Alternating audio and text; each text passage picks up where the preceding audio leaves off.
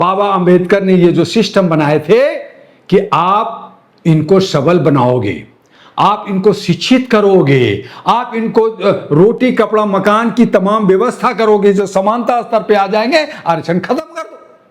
लेकिन आपने शिक्षा खा गए, आप लोगों को अशिक्षित कर दिया, आप लोग बेघर कर दिया, आप लोग बेरोजगार कर दिया, तो वो हक नहीं मानेंगे तो क्या करेंगे? वो कहां जाएंगे? भूखा ज्यादा खतरनाक होता है।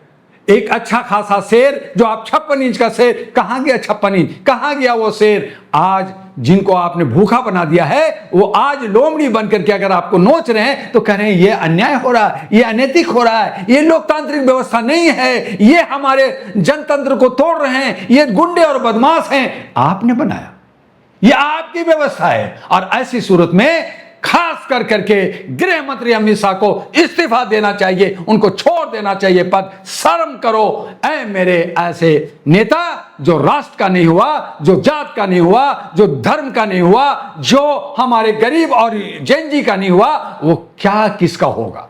लेकिन सर वो कह रहे हैं कि जब तक जाति रहेगी तब तक आरक्षण रहेगा। जाति के आधार पर जो असमानता, भेदभाव, छुआछूत है और शोषण है, जाति पहले खत्म होनी चाहिए, जब भी आरक्षण खत्म करिए आप। देखिए, पहली बात तो यह है कि ये जाति और धर्म और ये जो सब है, ये ऐसा अफीम है जिसको लग जाता है वो छूटता नहीं है।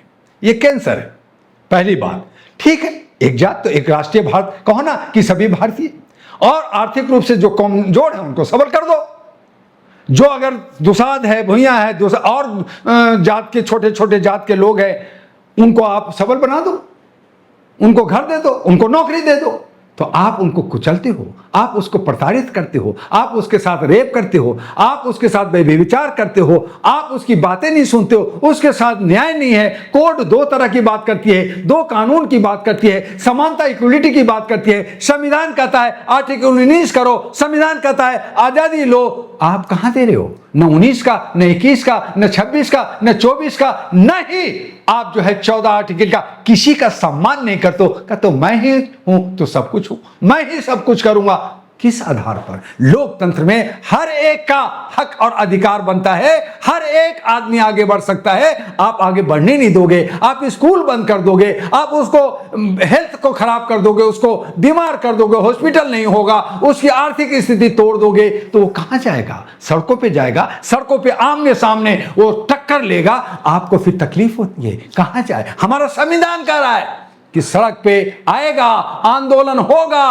और ये लोकतांत्रिक व्यवस्था है, इसको कोई रोक नहीं सकता। ये संवैधानिक व्यवस्था है, इसको कोई रोक नहीं सकता। आपको सुनना चाहिए, आपको संवाद करना चाहिए, आपको जनता पन में आना चाहिए, आपको सड़कों पे आना चाहिए। मेरे बताओ जनता साथी, बताओ मेरे मतदाता, आपको क्या तकलीफ है? लेकिन एक तरफ हमारे आस्था का दान लूट रहे हो, दूसरी तरफ मतदान लूट रहे हो। जो हमारा त्योहार है, जो हमारा हक है कि मत से हमारा लोकतंत्र चलता है, मत से सारी व्यवस्था चलता है, उसको भी लूट रहे हो। तो ये कैसा न्याय, कैसा व्यवस्था? इसीलिए कहा कि अब जनता को जहां विश्वास था लोकतंत्र पर, जहां विश्वास था न्यायपालिका पे, जहां विश्वास था हमारे जो है नौकरशाहों पे, आज नौकरशाह लीडरों का गुलाम बन गया है। हमें गुलाम बनाने की आज जरूरत है। नौकरशाह कहे मैं गुलाम नहीं हूं, मैं नौकरी करता हूं, मैं सैलरी जनता का लेता हूं, मैं उसका जवाबदेह होऊंगा, मैं सही काम करूंगा। आज न्यायपालिका कहता है मैं समानता इक्वलिटी के लिए काम करूंगा, संविधान की तरह काम करूंगा। आज इलेक्शन कमीशन कहे कि मैं जनता का जनप्रतिनिधि करता हूं, मैं अच्छे तरीके से जनप्रतिनिधि चुनूंगा, मैं किसी सरकार का नहीं सुनूंगा। उस दिन हमारा लोकतंत्र बचेगा, हमारा सिस्टम बदलेगा, हम ईमानदारी के साथ मानवता लाएंगे, और सबका जिसका हिस्सा है हिस्सा मिलेगा। जब सबका हिस्सा मिलेगा तो अपने आप आरक्षण खत्म होगा। लेकिन मंदिरों में उनका सदियों से आरक्षण है, न्यायपालिका में वो ही चुनते जा रहे हैं सर, इनको तो मौका नहीं मिल रहा है। यही तो सवाल है। एक तरफ कहते हो मैं हिंदू राष्ट्र बनाऊंगा, एक तरफ कहते हो कि मैं सबका हक दे रहा हूं, सबका हिस्सा दे रहा हूं, और दूसरी तरफ सारा हिस्सा हड़प जा रहे हो। आप खुद चंदा इकट्ठा करके और लोगों का जो है बहुजनों का हिस्सा, बहुजनों का चंदा आप लूट के खा रहे हो। अरे तो कितना बड़ा चोर कौन हुआ? डकैत कौन हुआ? हमने बर्दाश्त किया, चलो मुगलों ने लूटा, मुसलमानों ने लूटा, अंग्रेजों ने लूटा, हम सब सहते आ रहे हैं। लेकिन जब हमारा ही जनप्रतिनिधि, हमारा ही सेवक अगर हमें लूट रहा है तो हम कहां जाएं? तो हम छद्मवेशी हो गए, हम हतप्रत हो गए और तब हमें सड़कों पे आना पड़ा। तब ये जैन जी आया है और जैन जी की ताकत ये नहीं समझ रहे हैं। जिस दिन जैन जी बिगड़ गया उस दिन आप उखड़ गया।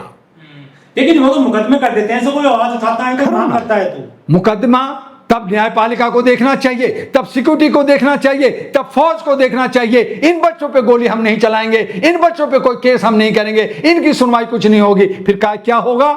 अगर न्यायपालिका विरोध कर दे, आज पुलिस अगर पिस्टल उठाने से मना कर दे कि नहीं इनका क्या गुनाह है, मैं नहीं ऐसा कर सकता, फिर तुम कहां हो? ये हो सकता है विद्रोह हो सकता है। जैसे अंग्रेजों के वक्त में भी हमारे सैनिक ने, हमारे सिपाहियों ने विरोध किया था।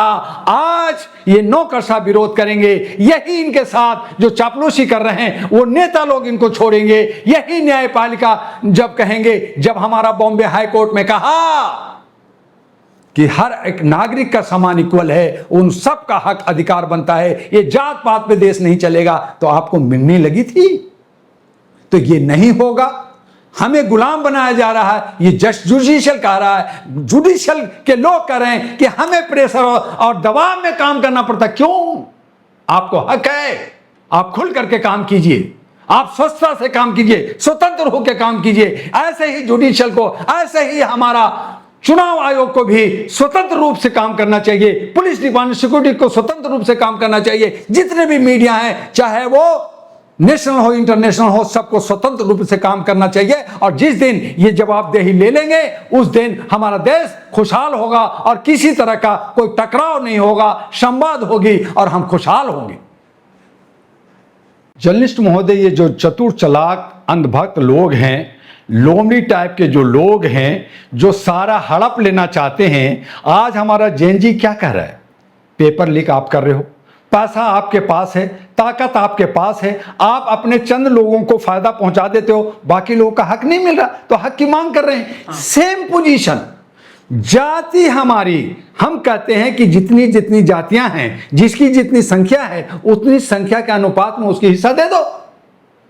आप आरक्षण खत्म करना है ना तो ठीक है, लेकिन उसका हिस्सा उसी को आरक्षण कह रहे हैं कि आप जो 27%, आप जो 20%, आप जो 5%, आज जो महिला 51% है, आप उसको कहते हो कि 33% देंगे, वो भी अभी लागू नहीं कर रहे हो, तो ये बेईमानी है। इसलिए डॉक्टर दुआ का मानवीय मूल्यों का आधार पर मेरा कहना है कि जितना जिसकी जात, जिसकी जितनी संख्या, उस अनुपात में उसका पूरा हिस्सा मिलनी चाहिए। कहने का मतलब है अगर फॉरवर्ड 10% है तो 10% उसको दे दो, 90% इसको दे दो, बांट दो। तमाम ओबीसी और एससी और एसटी को जितनी जनसंख्या संख्या है उनको दे दो, बात खत्म। कोई आरक्षण की बात नहीं कर रहा। कहा कर रहे हैं? हम तो हिस्सा मांग रहे हैं, हम तो भागीदारी मांग रहे हैं, हम तो हिस्सेदारी मांग रहे हैं। आरक्षण तो तुमने बना रखा है, आरक्षण तो तुमने हमारा 90% हिस्सा खा कर करके, और उसमें भी 10% में भी अपना हिस्सा खा करके आप 95-99% खा करके हमें 1% दे करके लॉलीपॉप खिला रहे हो।